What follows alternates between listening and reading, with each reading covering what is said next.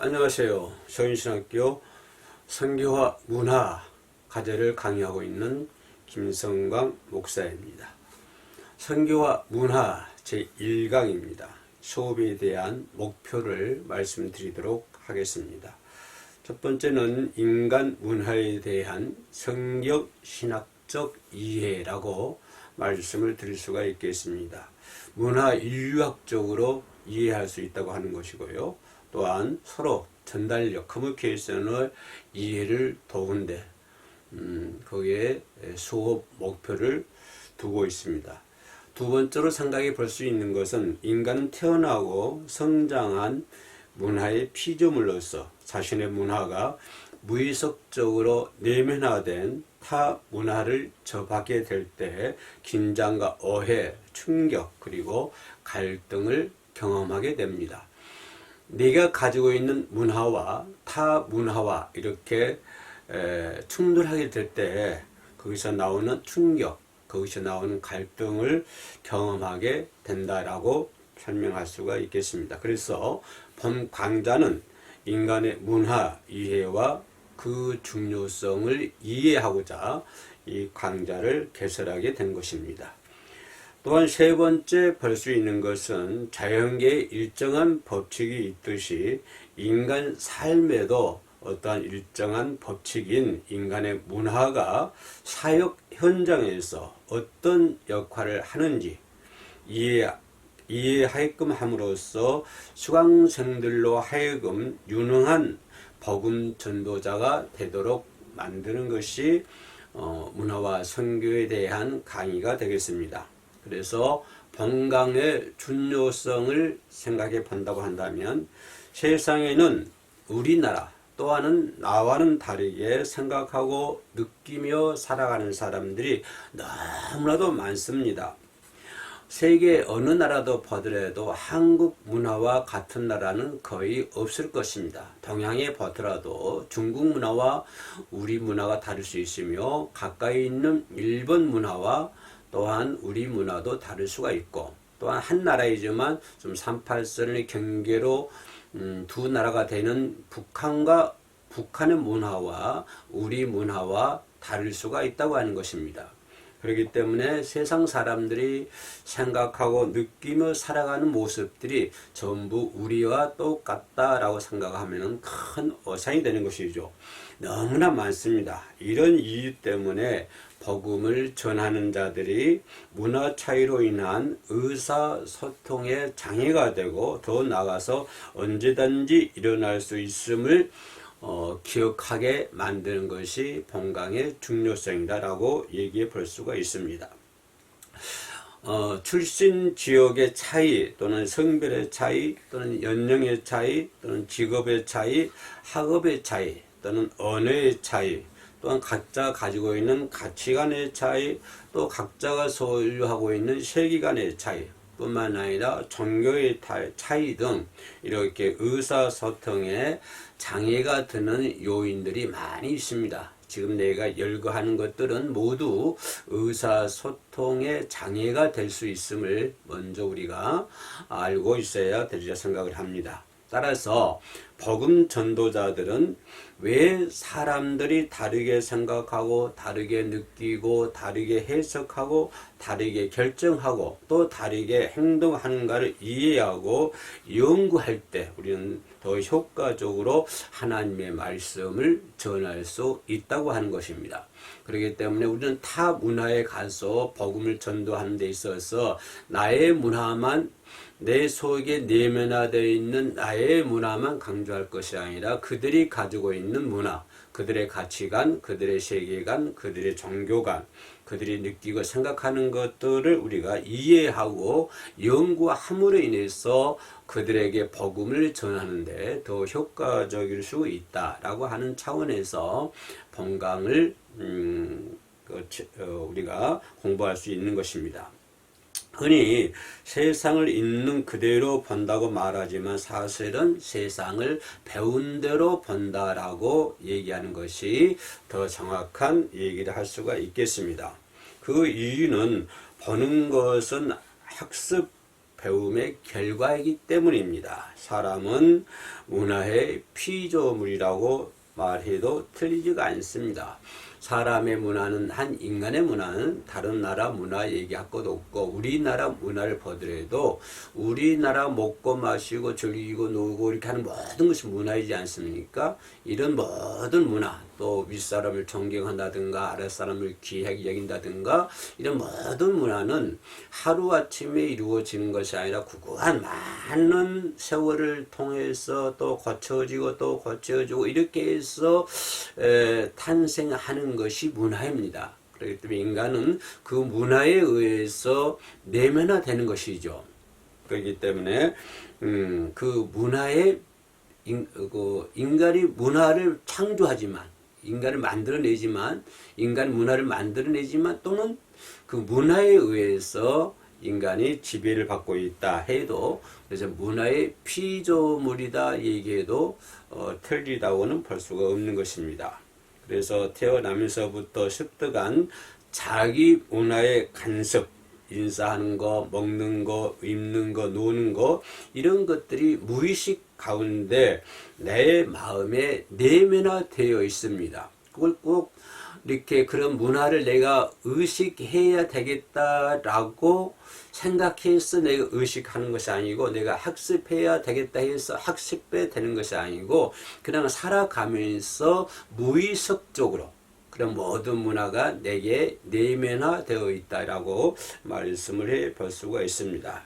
이렇게 내 속에 내면화되어 있는 나의만의 문화, 이런 문화, 자신의 문화와 또 나와는 다른 아까 얘기했던 생각하고 먹고 마시고 놀고 세계관, 가치관, 정류가 이런 이게 우리와 다른 타 문화와 접하게 되면 거기서 상당히 심리적인 긴장이 올 수가 있는 것이고 또 이는 오해가 올 수 있는 것이고요. 또 서로 간에 이렇게 충격이 일어날 수가 있는 것이고 또한 여러 가지 면에서 문화가 다른 이기 때문에 거기서 오는 여러 가지 갈등을 우리가 경험하게 된다 이 말입니다. 그러면 우리가 그 타 문화와 타 문화에 들어가서 복음을 전달해야 되는데 이 복음을 전달함에 있어서 그죠? 어떻게 우리가 효과적으로 복음을 전할 수 있느냐라고 그런 차원에서 본다면 그들의 문화를 우리가 잘 이해하고 연구해야만이 그죠? 그들도 나와 같을 거라 그들의 문화도 나의 문화와 같을 거라 생각하면 큰 오산이죠. 그들은 그들의 문화대로 우리가 이해하고 연구해서 그죠? 그렇게 될 때 우리는 그들에게 효과적인 복음을 전할 수 있다라고 얘기해 볼 수가 있는 것입니다. 그래서 이 문화라고 하는 것은 자연 발생적으로 만들어진 것도 아니고요. 또 어떤 신체적 유전에서 비롯된 것이 아니라 자신의 문화가 그렇게 만든 것입니다. 네, 그죠? 문화가 다를 경우에 느끼고 해석하고 생각하는 것이 다를 수가 있다라고 우리는 먼저 그런 이해하고 넘어야 될 줄로 믿습니다. 특별히 문화적 우울주의, 복음 전파에 있어서 가장 중요한 긍정적 인간관계 형성에 부정적인 역할을 줄 수 있다. 그러니까 나의 문화는 다시 말하면 우리 문화는 타 문화에 비해서 좀 높은 차원에 있어. 이 3차원, 4차원 차원이야. 저들의 문화는 우리의 문화를 따라올 수 없어. 그래서 우리 문화는 1등이야. 우월주의, 우월감.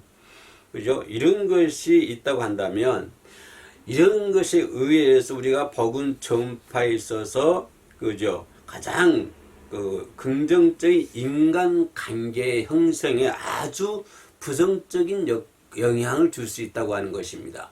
다시 말하면 내게 내면화되어 있는 문화가 내가 지금 복음을 전도하려고 한 저 지역 문화보다는 우리가 우월해. 그들은 우리 문화에 비해 조금 떨어져 라고 한다면 우리가 복음을 전하는 데 있어서 가장 긍정적인 것이 인간과 인간의 관계 아닙니까? 우리가 그 나라에 들어가서 복음을 전하는데 뭐 짐승들에게 전하는 것도 아니고 뭐 자연에게 전하는 것도 아니지 않습니까? 인간의 상대로 해서 복음을 전해야 되기 때문에 그런 인간 관계 형성에 매우 부정적인 영향을 준다라고 말씀을 드릴 수가 있겠습니다. 설령 우리가 좀 우월적인 그런 우월감 속에 있는 문화가 있다 할지라도 우리는 그들의 문화를 잘 이해하고 연구해야 된다고 하는 것입니다. 왜냐하면 그들의 인간은 그 문화의 지배를 받고 있기 때문에. 그죠? 아까 얘기했던 것처럼 인간은 문화의 피조물이라고 그랬잖아요. 그러면 그들은 그들의 문화의 지배를 받고 있기 때문에 우리는 그들에게 복음을 전하기 위해서는 인간과 인간관계 속에서 긍정적인 영향을 만들어 놔야 되는데 이렇게 문화의 차이가 있다고 한다면 그 인간과 인간관계에 긍정적인 영향에 큰 문제가 되는 것이고 그러다 보면은 복음 전하는 데 있어서 상당한 갈등을 경험할 수 있다라고 하는 것을 볼 수가 있습니다. 다른 문화를 정죄한다고 하는 것은 아주 위험성이 많다라고 그러죠. 타 문화를 우리가 정죄한다라고 하는 것은 상당한 위험성이 내포되어 있다라고 얘기해 볼 수가 있는 것입니다. 그래서 우리는 선교지에서 선교사들이 가장 문제가 되는 것은 뭐라고 생각하십니까? 그러니까 선교사들이 타 문화권에 가서 선교를 하게 됩니다. 그죠? 그런데 거기 있어서 복음을 전하기 위해서 가장 큰 문제는 뭐냐면 어떤 신학적인 문제가 있는 것이 아니라 80% 90% 차이 뭐냐면은 문화적인 이해 부족이라고 하는 것입니다. 어떤 신학적인 문제 때문에 갈등을 일으킨 것이 아니라 문화적인 차원에서 문화적 갈등에 의해서 지장을 철회한다. 문제가 있다라고 하는 것을 말씀을 드릴 수가 있겠습니다. 또 우리 한국 사람들이 가지고 있는 문화, 그죠? 그 문화에 내면화되어 있는 우리 선교사들 또는 우리 크리스찬들이 가지고 있는 장단점 문제, 그죠? 다시 말씀드리면 한국 문화에 내면화되어 있는 쉽게 말하면 선교사들 또는 이렇게 교역자들의 장점과 단점을 살펴보면 먼저 장점을 살펴보면요. 개척 선교를 잘한다. 개척 교회를 잘한다.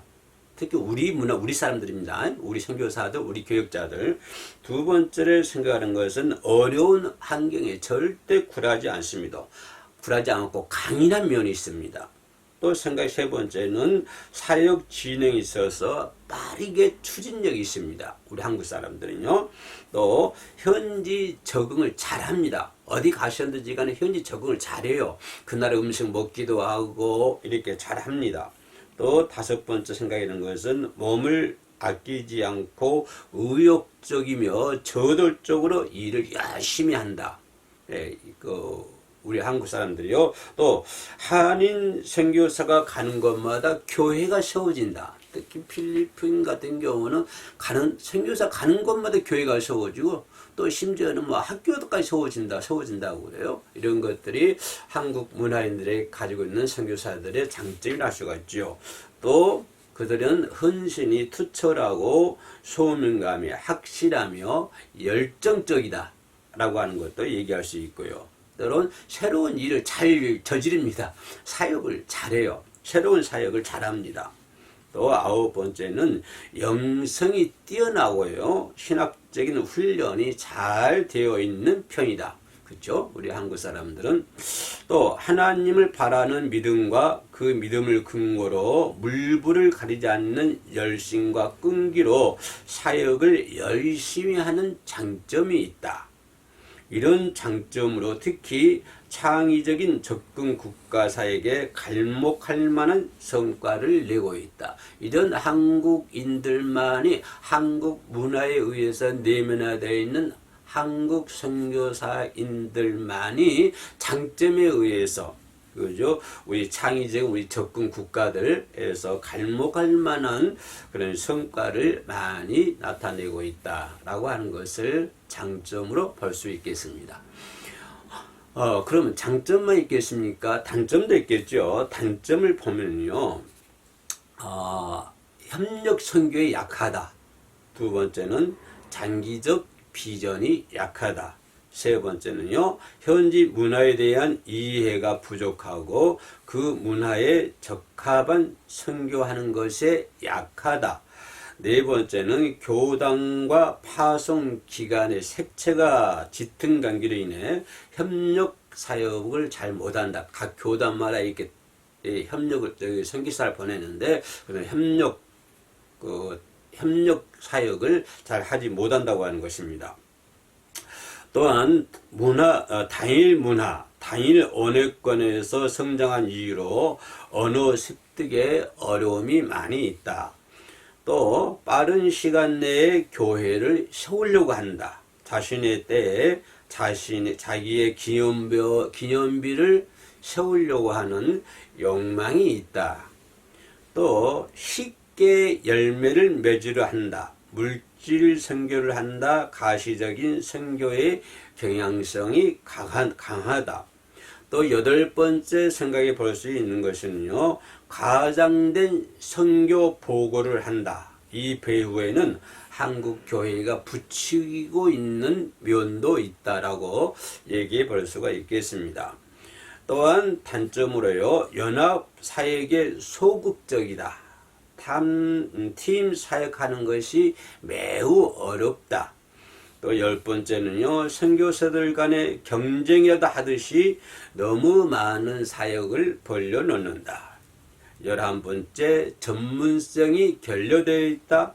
일을 너무 많이 벌리는 경향이 있다. 결과나 열매에 대해 저급하다. 그리고요, 협력 사역의 부재로 인한 동일한 지역에서의 중복 투자가 심하다. 적절한 훈련을 받지 않고 스스로 나온 소위 독립군들과 같다. 선교에 대한 기본적인 소양이나 훈련도 받지 않고 열심 하나만으로 나온 열심파가 선교지에 너무 많이 있다. 그러니까 어떤 선교에 대한 신학적인 교육을 전혀 받지 않고요. 그냥 훈련을 받지 않고 열정 하나로 그래서 나온 선교에 가는 그런 분들이 많이 있다고 하는 것입니다. 또 영어 구사력이 부족하여 외국 선교사들과 협력이 약하며 국제적인 감각 또한 약하다. 장기 위탁이 어렵다. 즉 힘들고 어려워지면 관계를 해결하려는 노력보다는 그냥 짐을 쌓아가지고 집으로 돌아간다고 합니다. 이런 것들이 한국 문화에 내면화되어 있는 우리 선교사들의 교육자들의 장점과 단점을 말씀드릴 수가 있었던 것입니다. 또 우리가 생각해 볼 수 있는 것은 선교에 있어서 인간 문화 이해의 중요성이다. 중요성에 대해서 한번 살펴보도록 하겠습니다. 교차 문화 상황 속에서 이루어지는 복음 전달은 특히 문화적 차이로 인해서 발생할 수 있는 오해를 최소한 줄이는 동시에 의사소통이 효과적으로 이루어지도록 노력해야 된다. 지금까지 내가 설명한 내용과 똑같고요.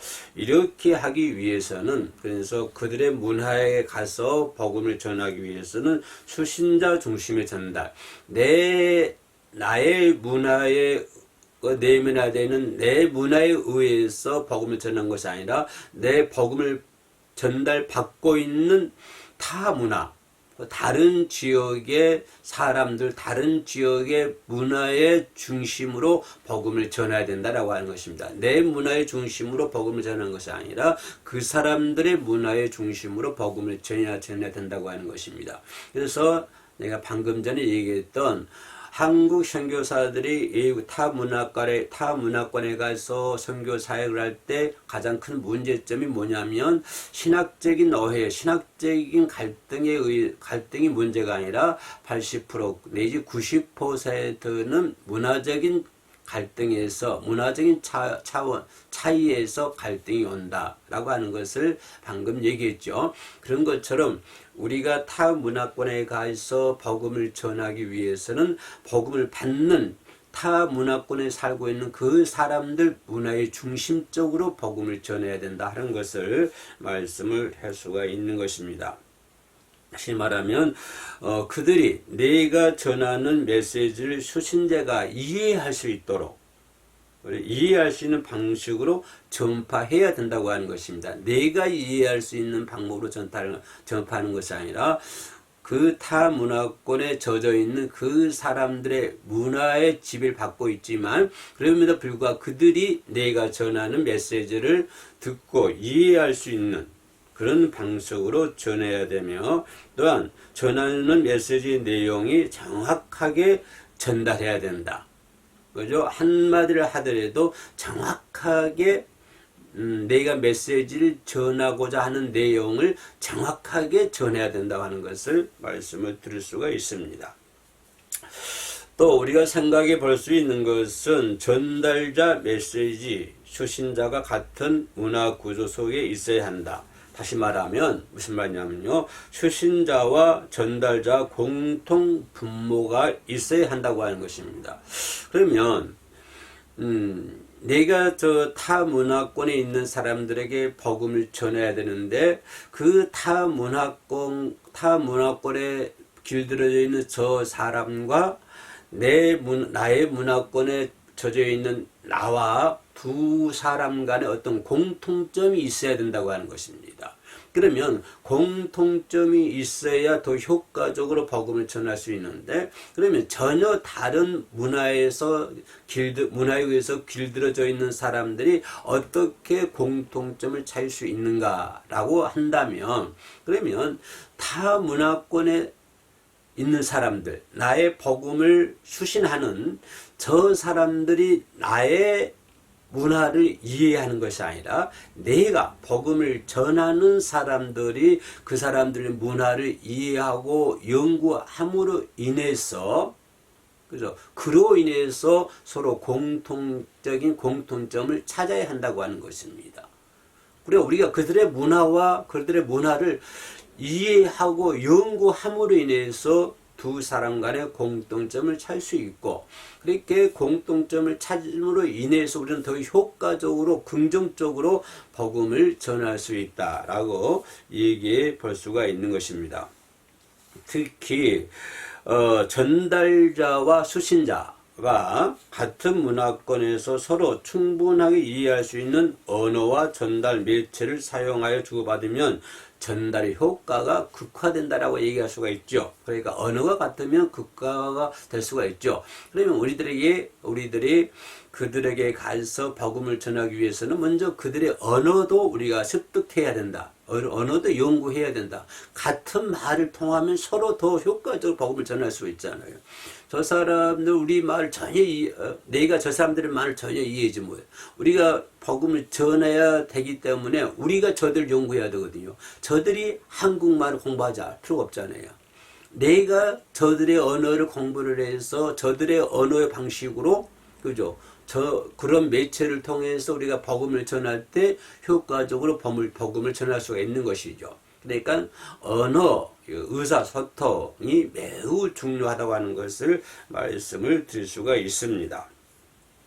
예를 들면 도시권에서 사역하던 전도자가 농촌에 가서 그들이 이해할 수 없는 이야기를 한다면 다시 말하면 농촌에 가서 뭐 골프를 치는 얘기를 한다든가 농촌에 가서 뭐 스키를 타는 이야기 이런 이야기를 전하면은 그 메시지는 효과가 떨어질 수밖에 없습니다.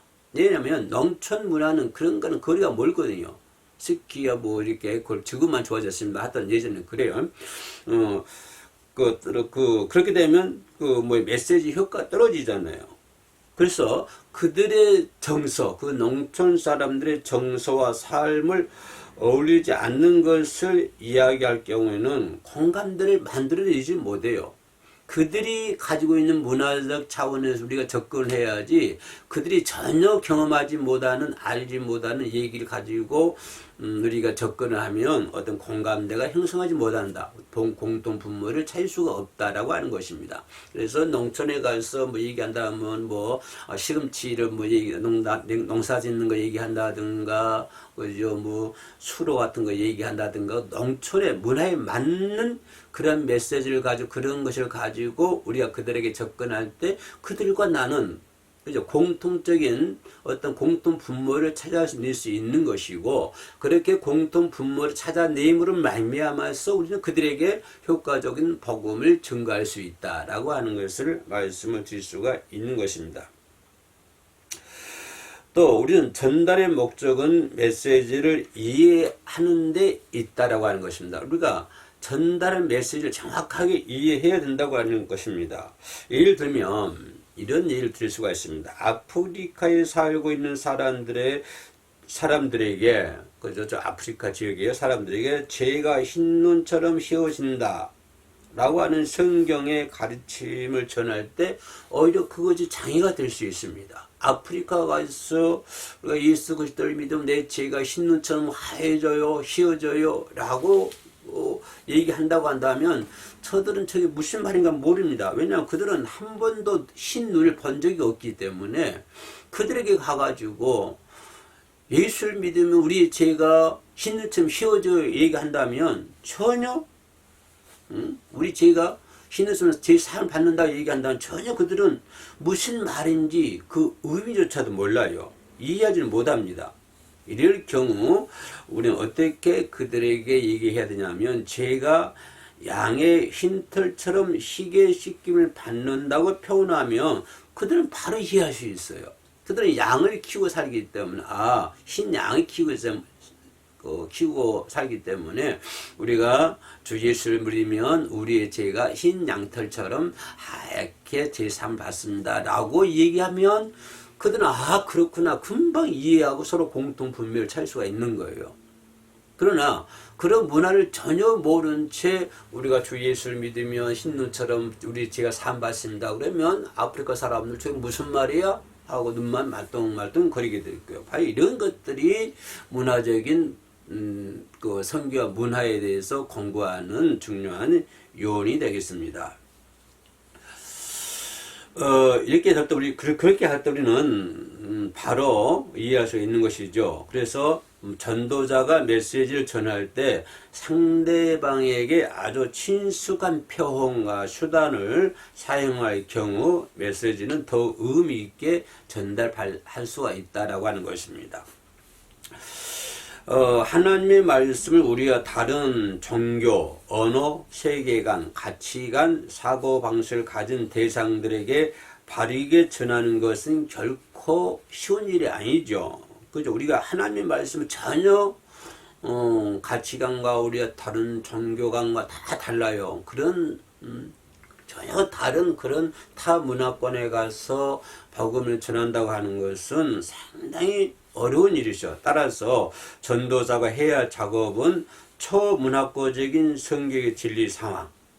그러니까 한 지역에 국한되어 있는 문화가 아니라 모든 문화를 초월할 수 있는, 그죠? 초월할 수 있는 그런 문화가 다른 자들에게 정확하게 그리스도의 가심이 와닿도록 전하는 일을 중요하게 여길 수가 있다라고 하는 것입니다. 그러니까 문화를 초월하는, 그죠? 그런 차원에서 우리가 복음을 전해야 된다. 그러기 위해서 선교와 문화를 공부해야 된다. 라고 하는 것을 말씀을 드릴 수가 있습니다. 효과적인 말씀의 전파는 듣는 자들이 이해하고 공감할 때 일어나기 때문이다. 그렇죠? 내가 복음을 전하는데 저들이 전혀 공감도 안 하고 이해도 안 하고 눈만 말똥 뜨고 있으면 그건 상당히 문제잖아요. 그럼 어떤 그 복음 전다가 효과적으로 진행할 수 없는 것이잖아요. 따라서 천중들의 메시지에 대한 이해를 높이기 위해서 그들에게 친숙한 영어, 친숙한 표현, 용어를 사용할 수 있어야 됩니다. 하지만 이 과정에서 신학적인 문제가 발생할 수도 있습니다. 그들에게 친숙한 표현과 또 신숙한 언어로, 신숙한 문화로 그들이 이해할 수 있는 그런 걸 통해서 복음을 전할 수는 있지만, 때로는 그런 것들에 의해서 발생되는 어떤 신학적인 문제가 제기될 수 있다고 하는 것입니다. 그러니까 신학적인 이거 그들의 문화권 안에서 복음을 전하는데 전하는 데 있어서 그들이 효과적으로 이해하고 공감할 수 있는 방법으로 복음을 전하는 데 있어서 복음을 전하는데, 또한 어떤 문제가 생길 수 있냐면 어떤 이게 문제, 신학적인 어떤 문제가 발생할 수 있다. 신학적인 문제가 대두될 수 있다라고 하는 것을 우리가 있음을 우리가 항상 기억을 해야 됩니다. 예를 들면 남태평양의 제도의 파푸아 뉴기니아 인들에게는 예수 그리스도는 세상 죄를 지고하는 하나님의 어린 양, 이런 메시지를 전달할 때 발생하는 어려움이 있습니다. 우리는 이잖아요. 세상 죄를 지고하는 하나님의 어린 양이로다. 뭐 성경에 나와 있는 말이니까 이렇게 복음을 전하잖아요. 이렇게 메시지를 전할 때 발생할 수 있는 어려움이 있다고 하는 것입니다. 그게 뭐냐면, 그것은 파푸아 뉴기니아에게는 양이라는 짐승이 없어요. 그들은 한 번도 양을 본 적이 없기 때문에 이럴 경우 그들에게 세상 죄를 지고 하는 하나님의 어린 양이로다 얘기하면 이해를 못 하는 거예요. 그죠? 그들에게 그들이 가지고 있는 문화 차원에서 그들의 문화를 이해하면서 그들에게 쉽게 그들이 받아들일 수 있는 표현을 한다고 한다면 그 어떻게 해야 되냐면은 그 사람들은 뭐냐면 널리 사용되는 돼지를 들어서 얘기해야 돼요. 예를 들면 세상 죄를 지고 하는 하나님의 어린 돼지로다. 이렇게 얘기를 해야 되죠. 그 유기니아 사람들은 이 돼지를 제물로 바친다고 그래요. 제물로. 그 어린 양은 본 적이 없고요.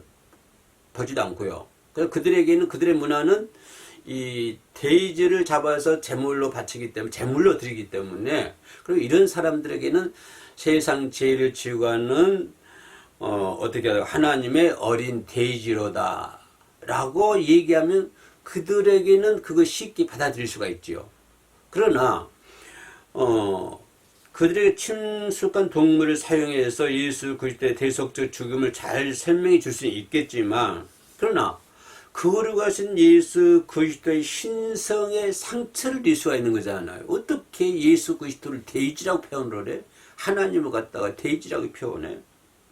그죠? 그러면 이것은 그리스도 신성에 대해서 문제가 발생할 수 있는 거예요. 비록 그들에게는 효과적인 복음을 전할 수 있지만, 쉽게 그들이 이해할 수 있도록 했지만, 그러나 이것은 신학적인 차원에서 문제가 발생할 수 있는 거다. 어떻게 신성한 예수 그리스도를 돼지로 표현할 수 있냐라고 하는 것이 어떤 문제적 갈등을 일으킬 수 있다라고 하는 것을 지금 말씀을 드리는 것입니다.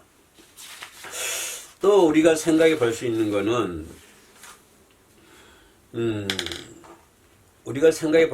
뭐냐면요. 전도자가 메시지를 전달할 때 천중들이 메시지를 제대로 이해하고 있는지 끊임없이 점검할 필요가 있어요.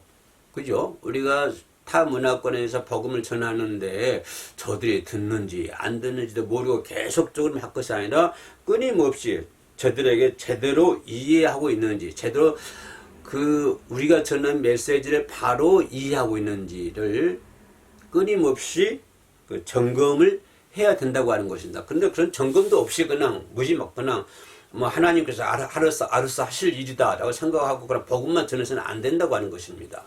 그것이 끊임없이 그들이 잘 이해하고 있는지를 끊임없이 연구하고 점검을 해야 된다고 하는 것입니다. 매우 중요한 것이고요.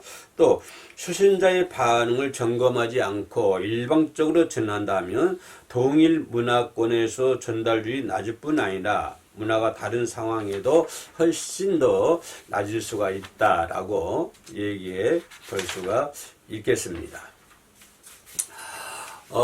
좀 더 이제 한 걸음 더 들어가면요. 메시지 전달에는 언제나 적절한 자극이 있어야 된다라고 하는 것을 볼 수 있습니다. 어떤 효과적인 메시지를 전하기 위해서 때로는 어떤 자극적인 것들이 필요하다라고 하는 것을 말씀드릴 수가 있습니다. 메시지를 전할 때 청중들에게 익숙한 그리고 그들이 좋아하는 전달 매체를 사용하는 것은 매우 효과적이다. 예를 들면 태국의 산지족은 특별히 그림 그리기를 좋아하고 그림을 통해 의사소통을 한다. 태국 사람들은 아마 그림 그리기를 좋아하나 봐요. 그래서 그렇다 그러면은 그쪽 방면을 이렇게 침투를 해가지고 복음을 전해야 된다고 하는 것입니다. 그죠? 이런 상황에서 전도자는 구두로 말씀을 그냥 말만 전하는 것이 아니라 그 성경의 진리를 뭐 그림으로 그린다든가 그림을 통해서 표현한다든가 그림을 통해서 그들이 이해하고 한다든가 이런 매체를 통하는 것이 매우 중요하다고 하는 것입니다. 태국의 사람들 그런 걸 좋아하기 때문에 그런 걸 통해서 그런 방법으로 메시지를 전하는 것이 가장 효과적이다. 그냥 구두로만 말로만 하는 것보다는 이런 매체를 사용하는 것이 매우 중요하다라고 하는 것을 볼 수 있습니다. 하나의 예를 들면 선교사들이 한국에 들어왔어요. 한국에 들어간 초기 선교사들이 교원들을 훈련시킬 때 어떤 방식을 썼냐면은 암송하는 방식을 썼다고 그럽니다. 암송. 그래서 암송이라는 방식을 통해서 성경을 가르쳤다고 그랬어요. 가려요. 그래서 무조건 성경을 암송하는 거예요. 우리 한국 사람들이 그 당시만 해도 이 암송에 아주 그런 그 탁월한 뭐가 있었거든요. 그죠? 암송 암기법은 정통적으로 우리 한국인들에게 매우 익숙한 교육 수단이었습니다. 그래서 중학교나 학교 갈 때 보면 막 애우는 거예요. 암송하는 거예요. 그러나 암송하는 것들이 습관화되어 있어요. 그래서 학교 갈 때도 가방을 메고 가면서도 단어장을 들고 단어를 외우고 그래 뭐 이렇게 암송하는 거예요. 암송을 하는. 그래서 이런 암송하는 것들이 당시 우리의 익숙해 있기 때문에 그래서 한국에 들어온 초기 선교사들이 그런 매체를 통해서 그죠? 그런 서당 교육 방식 그런 암송 방법은 교인들에게 매우 흥미와 자극을 주었고 메시지를 전달하는데 아주 효과적으로 초기 선교사들이 효과적으로 한국에서 복음을 전했다라고 우리가 말씀을 드릴 수가 있는 것입니다.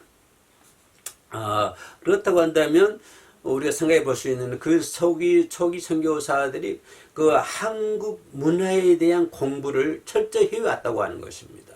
한국 문화에 대한 이해, 한국 문화에 대한 연구 이런 것들을 철저히 준비하고 그런 것들을 공부해서 해서 한국에 들어왔기 때문에 한국인들의 습관화되어 있는 암송 방법이라는 전달 매체를 통해서 교인들을 공부를 시키고 이해하고 돕는 데 많은 효과적이었다라고 하는 것을 볼 수가 있습니다.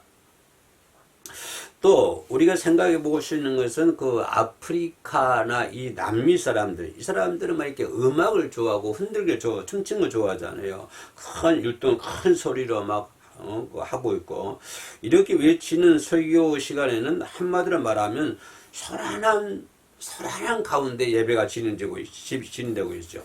근데 예를 들면 우리 한국은 어때요? 한국은 예배 시간 때는 조용히 해야 되죠. 근데 그쪽 사람들은 예배 시간 아주 막 혼란스러워요. 막 춤을 추고 노래를 부르고 하니까 살아난 분위기로 예배가 진행되는 것을 볼 수가 있습니다. 그들은 왜냐하면 동적인 사람들입니다.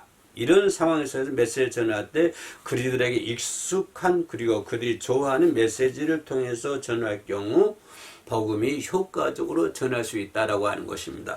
예를 들자면 길거리에서 그 남미 사람들이 이렇게 춤을 보면 이렇게 그 텔레비나 보면 영화를 보면 춤추고 있잖아요. 그들은 그게 습관화되어 있나 봐요. 그러면 우리가 가가지고 내가 가지고 복음을 전해요. 그러면 그들이 좀 춤을 추고 있는데 안녕하십니까, 예수 믿으세요. 예수 믿으면 우리 제가 흰 눈처럼 양털처럼 흰 양털처럼 깨끗하게 됩니다. 라고 하면은 그 사람들이 몰라요. 무슨 말인지. 그냥 노 그래. 그러나 같이 흔드는 거야. 이렇게 같이 흔들고 있으면 이게 뭐가 흔들므로 인해서 뭐 공감대 형성이 되는 거예요. 그들 간에 공통 분모가 이루어지는 거예요. 그죠? 그렇게 함으로 인해서 복음을 전할 때 효과적으로 복음을 전할 수 있다라고 하는 것을 지금 말씀을 하고 있는 것입니다. 그래서 메시지 전달자가 믿을 만한 사람으로 수용돼야 된다. 저 사람이 날 믿어야 되잖아요. 나를 믿지 못하고는, 저 사람이 날 믿지 못하고 있는데 내가 그들의 복음을 전할 수 있습니까? 힘들죠. 그럼 저들이 나를 신뢰할 때 나는 효과적으로 복음을 전할 수 있다. 그러면 저들이 나를 신뢰할 수 있도록 내가 어떻게 해야 되느냐? 저들이 날 연구하는 거 아니잖아요. 내가 연구해야 되죠. 왜? 나는 복음을 전달해야 할 사람이기 때문에. 저들은 수신자고요. 그러면 내가 연구를 해야 되죠. 그러니까 저 사람들이 믿을 만한 사람이 돼야 된다라고 하는 것을 볼 수가 있습니다. 자신과 문화가 다른 상황에서 말씀을 전하는 자는 그 문화권의 사람들에게 인간적으로 그리고 인격적으로 신뢰와 존경을 받을 필요가 있습니다. 그리고 신뢰도 안 하고 존경받지 못하면요, 사역지에 가서 복음을 효과적으로 전할 수가 없는 것이죠. 그래서 전도자는 자신이 전하는 메시지의 일부이기 때문입니다. 신뢰와 존경을 받지 못하는 자의 메시지 전달은 결국 실패로 끝나게 될 것이다 라고 얘기해 볼 수가 있습니다. 또